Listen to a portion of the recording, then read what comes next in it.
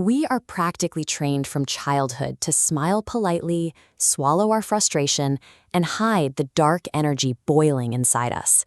Suppressing this intensity robs you of a primary source of power. Without a way to harness that internal pressure, you remain a passive observer of your life. We can flip this script using a 4-step framework based on the insights of Carl Jung and Friedrich Nietzsche to turn that raw emotion into fuel. This process converts a messy, reactive emotion into a disciplined focus. It is an internal redirection of energy rather than an outward display of aggression. Moving from suppression to conversion allows you to stop reacting to circumstances and start directing your own path. Step 1 requires bringing hidden anger into the light and acknowledging it without judgment. Psychologist Carl Jung documented the specific dangers of an unexamined mind. He observed that when we do not make the unconscious mind conscious, it directs our lives, and we simply call it fate. Unacknowledged emotions do not vanish. They stay in the dark and manifest as self-sabotaging habits, or sudden spikes of anxiety, or recurring toxic relationship patterns. To counter this, start a physical journal.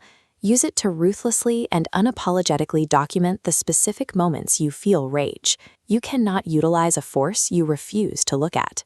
This acknowledgement is the necessary first step to claiming that energy. Step 2 is a paradigm shift. We typically treat frustration as a mistake or a flaw that needs to be fixed immediately. Friedrich Nietzsche held a different view. He argued that inner chaos and suffering are the primary driving forces of human existence.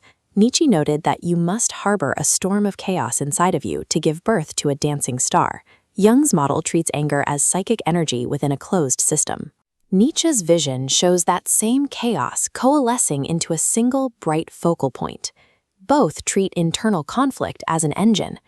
Wishing for a peaceful life avoids the very friction required to build a resilient spirit. We are using this internal storm as our foundational power source. Step 3 is the active channeling of this energy into specific, productive habits. When you snap at a coworker or pace your room arguing with them in your head, you are leaking energy.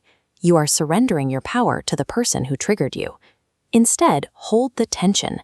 By refusing to react impulsively, you keep that power within your own system, compressing that heat into a high-intensity focus. Take that compressed energy and aim it. Use the physical heat of that anger to drive a gym session or a 2-hour sprint of deep, uninterrupted work.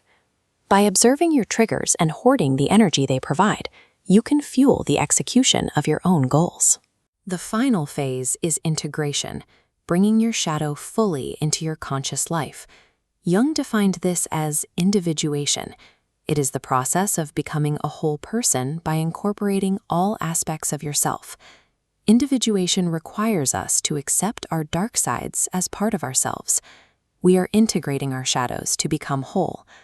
Once you use these integrated flaws as fuel, you become resilient to external provocations. The things that used to hurt you now provide the energy you use to move forward.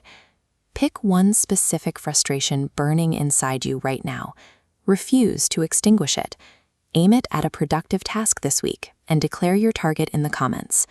When you accept and aim your fire, you build an internal stability that external events cannot dismantle. You become the driver of your life.